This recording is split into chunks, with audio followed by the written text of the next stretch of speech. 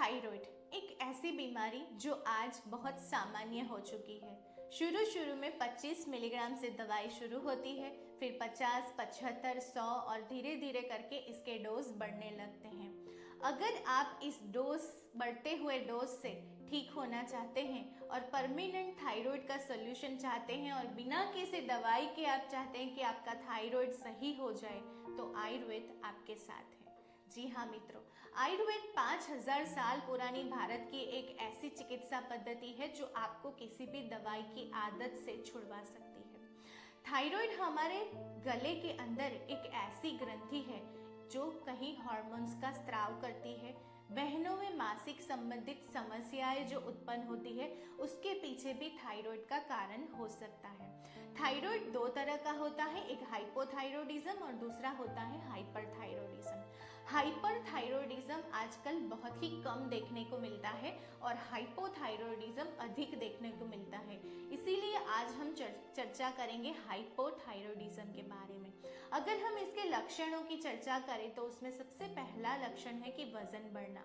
बिना कुछ न खाते हुए भी अगर आपका वजन दिन ब दिन तेजी से बढ़ रहा है, शरीर में सूजन आ रही है, अगर आपको थकावट और कमजोरी महसूस हो रही है, अगर आपका पेट साफ नहीं हो रहा है, बहनों में मासिक अगर कम आ रहा है, इसके अलावा अगर आपकी स्किन ड्राई हो रखी है, हेयर फॉल हो रहा है, मूड स्विंग हो रहा है, तो समझिए कि यह थायराइड की शुरुआत है। थायराइड प्रोफाइल नामक ब्लड टेस्ट करवाने से अगर आपका TSH लेवल बढ़ा हुआ है तो यह थायराइड की शुरुआत हो रखी है। और थायराइड की शुरुआत होते ही आपको ज्यादातर जो दवाई एलोपैथ में दी जाती है वह होती है एल्ट्रोक्सिन, जो कि थायराइड ग्रंथि का एक हार्मोन्स है जो हमारे शरीर में बहुत सारे इंटरनल ऑर्गन्स को काम करने के लिए प्रेरित करता है। अब ये थायराइड की एलोपैथ दवाई जो है वह थायराइड को ठीक नहीं करती है, लेकिन थायराइड से निकलने वाले जो हार्मोन्स है वह हार्मोन्स आपके बॉडी को डायरेक्टली प्रोवाइड करती है।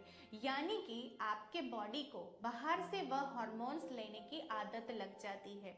आपकी थायराइड ग्रंथि जो आलसी हो चुकी है, जो अपने हार्मोन्स का स्राव सही से नहीं कर रही है, उसको अगर आपको ठीक करना है, आपको चाहिए कि वह थायराइड वापस एक्टिवेट हो जाए और उसका काम और उसकी गतिविधि सही से हो जाए, तो जरूरी है कि ना कि आप थायराइड से निकलने वाले डायरेक्ट हार्मोन्स को लें, लेकिन जरूरी है कि थायराइड को आप एक्टिवेट करें कि थायराइड अपना काम सही से करने लगे। इसमें से निकलने वाला जो TSH, T3, T4 हार्मोन्स है, वो हार्मोन्स अगर सही मात्रा में उसमें से नहीं निकलते हैं तब जाके आपको थायराइड होता है।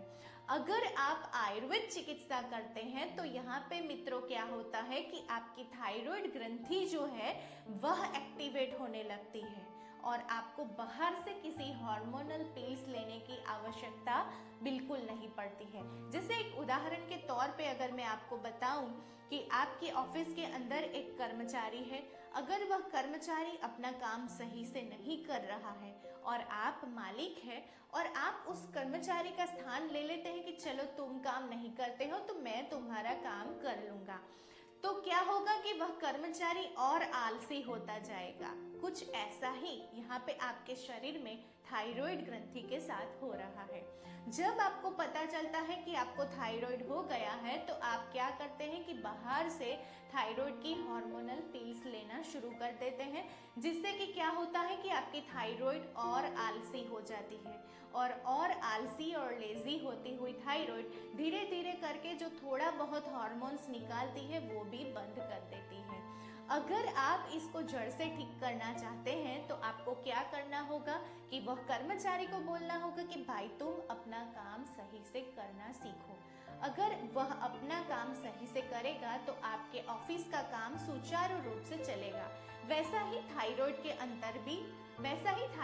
अंदर भी होता है। अगर थायराइड ग्रंथि अपने आप में एक्टिव होके अपने हार्मोन सही से निकालती है तो शरीर के अंदरूनी जितने भी ऑर्गन है उसका काम सुचारू रूप से होता है।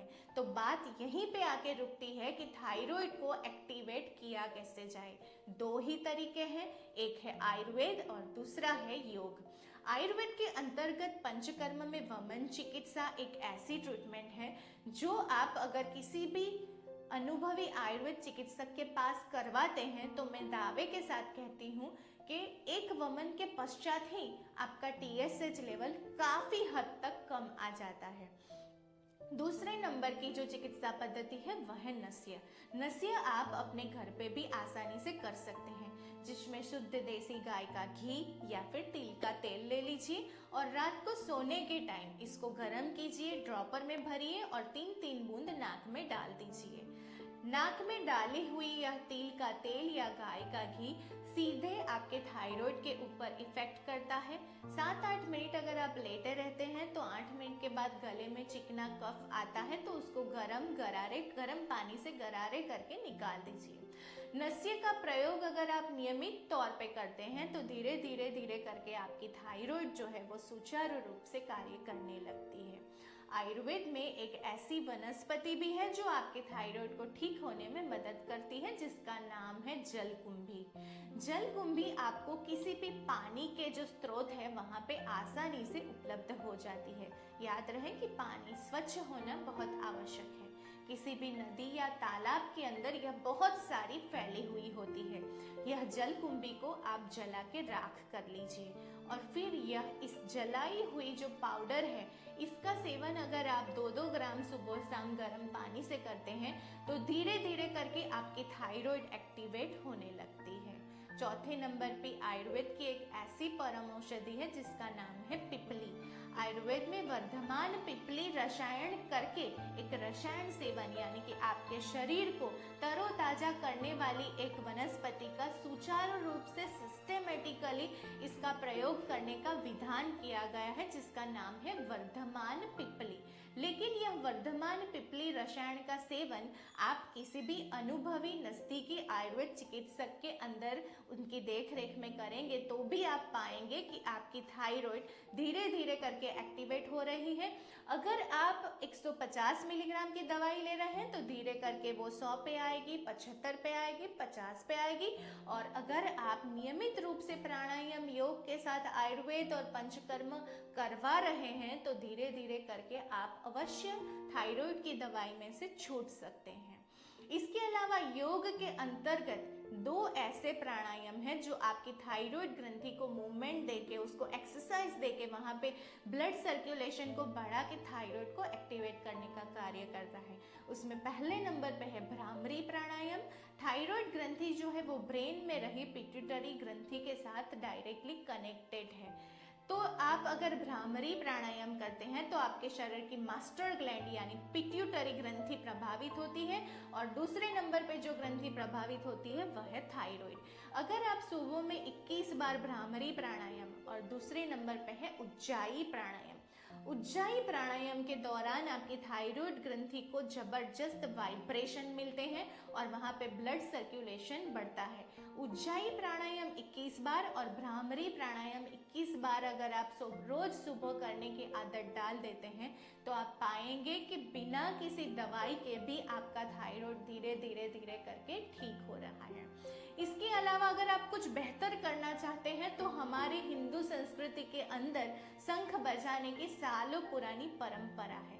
ऐसा कहा जाता है कि शंख बजाने से प्राण शक्ति बढ़ती है, हवा में से वायरस बैक्टीरिया भी दूर होते हैं और शरीर की ऊर्जा आभा और ओज की बढ़ोतरी होती है। अगर आप धीरे धीरे करके शंख बजाने की प्रैक्टिस करते हैं तो शंख बजाने की प्रोसेस जो है उसमें सबसे अधिक प्रेशर जो पड़ता है वह आपकी थायराइड के ऊपर पड़ता है। अगर आप रोजाना सुबह में शंख बजाने की प्रैक्टिस करते हैं तो धीरे धीरे करके प्रेशर में आई हुई आपकी थायराइड ग्रंथि धीरे धीरे करके अपना कार्य ठीक से शुरू कर देगी। इसीलिए अगर आप थायराइड की दवाई से जड़ से ठीक होना चाहते हैं, बिना किसी दवाई के द लाइफ विदाउट मेडिसिन, बिना किसी दवाई के अगर आप ठीक होना चाहते हैं तो आयुर्वेद और योग को अपनाते हुए आप थायराइड को सही कर सकते हैं।